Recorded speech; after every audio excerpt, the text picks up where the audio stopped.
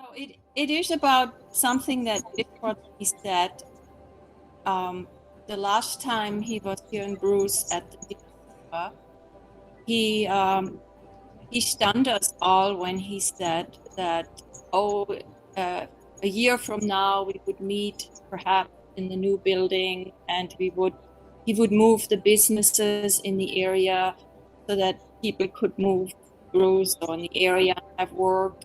He would have IMRs again, and he said all these amazing things. And then, as we all know, COVID happened, and a little over a year after he said it, he left his body.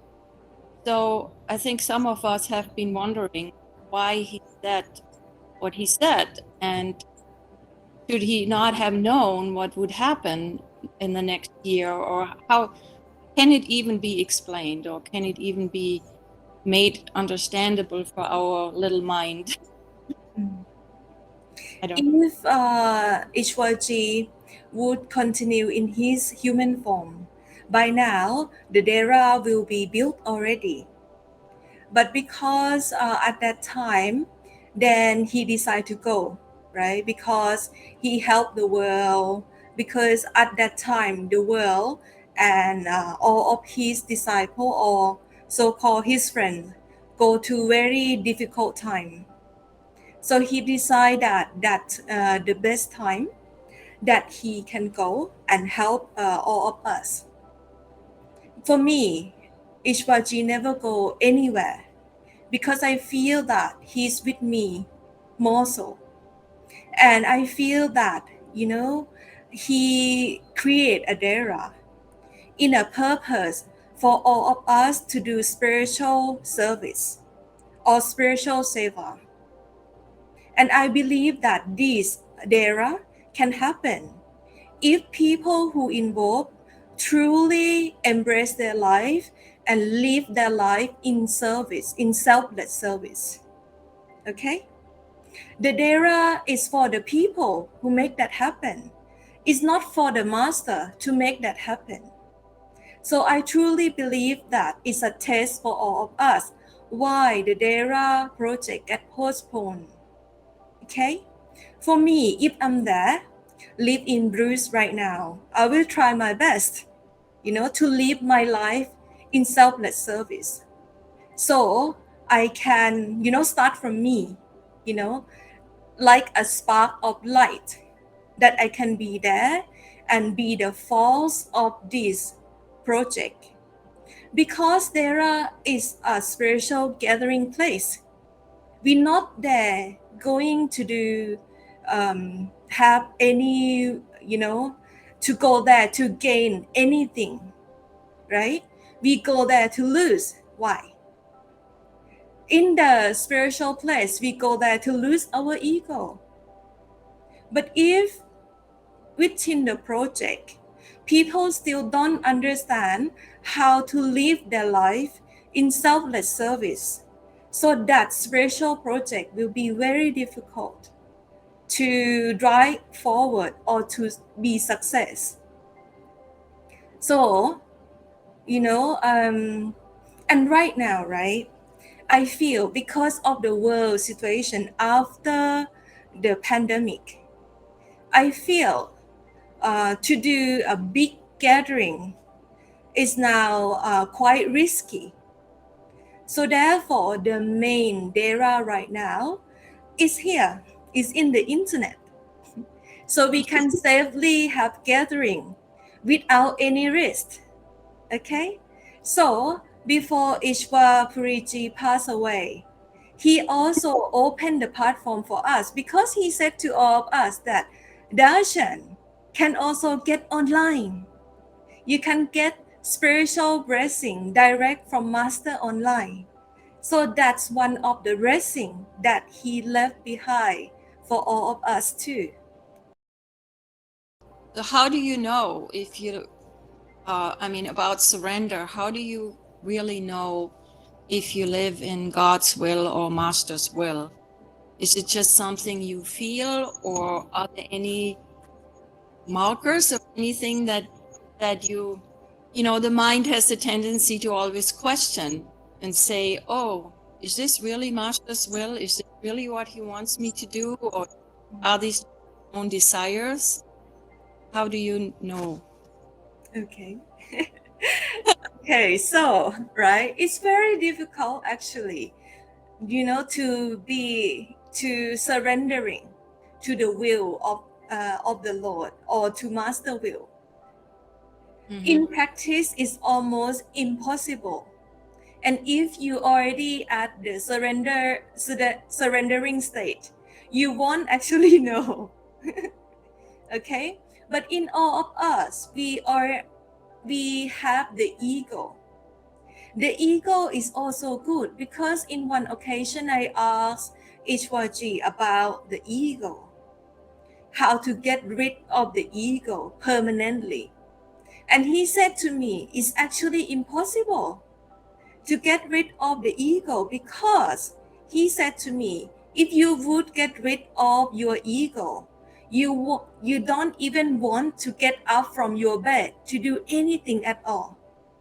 He said, but we can use master ego to override our own ego. So replace your I with master, right? Replace your ego with master and let master ego being like guideline in your life. So we have to practice a lot to recognize that, whatever is bring you closer to the master is the right decision and other not. Our mind have the capacity of discrimination, or in Indian word we call vivek, right? To discernment. So we have to use this ability of vivek, right, at all time.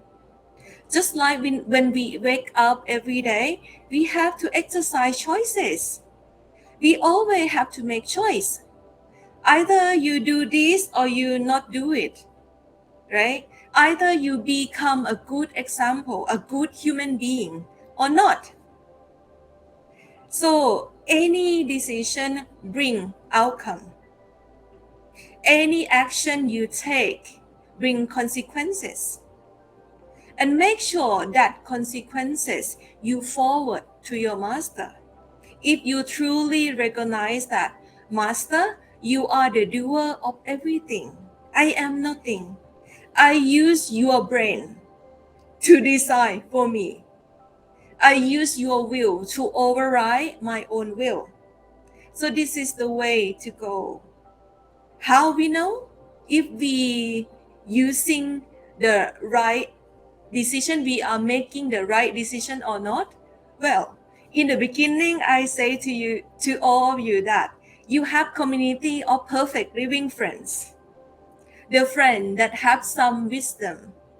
You can always go and ask those friends that you feel that they have more wisdom than you, and asking if you truly make the right or wrong decision. Okay? So that way is easier. So my question is about past karmas. And I've just been noticing a lot lately in those that I'm working with and my family and myself to some degree, how these past karmas seem to bring real suffering, physically and mentally in this current life. And so if we're initiated, Ishwar has told us that our reserve karma is wiped clean. And what remains is our current life karma, right? And we have to go through those things. And although the master can lighten them for us, right, at if that's possible. So what I'm wondering is if these past karmas that still affect us, like, do they need to be healed? And if so, how do you go about that? Okay, well, very good question on the karma. Okay, for initiate, whoever get initiation from perfect living master. So at the time of initiation, or if the master accept us to become their friends or to become their disciple, then master will erase the reservoir, right? The collective karma that we have in past life, countless past life, and only leave the karma of this lifetime. So we can practice better. We have a chance to have a spiritual enlightenment, because a lot of karma that become burden on us already removed, or so-called erased by Master Grace. Okay, so you ask that is that truly erased during the time of initiation? Yes, but it's also depend on us. We how much faith that you have on your master. If you have 100% faith on your master, that master is the doer of everything from the day of your initiation, then those karma completely erase. Okay, collective karma completely erase. But if you still think, oh master, I'm still the doer, I still want to be the doer, I want to take action, take decision in my life still. And whenever things go wrong, then you go to the master and ask for the solution. So like that, the collective karma keep coming back. Why? Because we have choice. We still choose to operate in the karmic system and not fully in grace system. That's why the karma seem to come back. Okay? But when you learn the hard way through suffering, that master actually the owner of everything, and he is the ultimate doer. At that time, you would not feel the suffering at all, at all. Even in suffering, you recognize that this is my master suffering, not my suffering. So this is the way that you can escape the karma, by using the connection with master fully. Okay? In our life, even master erased the karma for us, but he still leave destiny karma, meaning the karma of this lifetime for us to take care. Why? Right? Because if master will erase all the karma, then we will just drop dead. We will just die at that spot on the initiation day. So master want us to learn, to have some wisdom. So in order to fulfill this karma in this lifetime, what happened? If you forward everything to master too, including the karma of this lifetime, then all of your 7 to 9 generation will get pulled closer and closer to master. So this is the way that not only if we surrender to master, not only save our soul or ourselves, we also save the 9 generation, 7 to 9 generation with us, and give them opportunity to be liberated in this lifetime, next lifetime, or in the next 4 to 10 lifetime. Okay, but in this life, there also a gap called that we can create new karma around 10%, that this new karma still can kick in. That's why we can go back to the question about vivek, discernment. how we can actually use our free will that in alignment with God will or our master will. That's why we have to educate ourselves. What is master teaching? We have to keep precept. We have to become vegetarian because we have to practice, become spiritual practitioner to understand how we can make the right choice at every moment and not create new karma. Because in our life, there will be the gap of time that we have to make decision, and that decision lead to new karma. And every moment we have to make the right decision, the decision that bring us closer to destination, to our true home, to our master. But that's okay to make wrong decision too, as long as you can learn from that mistake. Okay? So then if we're going to forward all to the master, let's say we have a physical illness or something physical that we have to deal with. If we forward it to the master, then does that mean that the master has to take it on in some way? Yes and no. Because master have secret. Okay, before I tell this secret, I will tell you how it works first. Ishwarji always say to us, if problem come, we have to meet it, greet it, and beat it, right? Okay. I always say to my friend that we have to greet it and meet it. Meaning, okay, if any pain inside you come, right? You feel any pain in any part or it becomes sickness. You just have to acknowledge, to see what it is first, okay? Give that acknowledgement. If you're still not sure what this pain is, is all about, you have to have a physical checkup. Once you have the wisdom to know what it is, then you can forward to master. Okay? It's very important that you meet it and greet it. A lot of people using their fear when they forward everything to master because they're so fearful and they want master to sort their problem out. They don't even want to know about their problem. So therefore, when they're doing that, they do that by faith, not a living faith. In order to have a living faith, you have to have some wisdom of what it's all about in the situation. Either in bad situation, good situation, you have to see it, you have to understand it by your own understanding.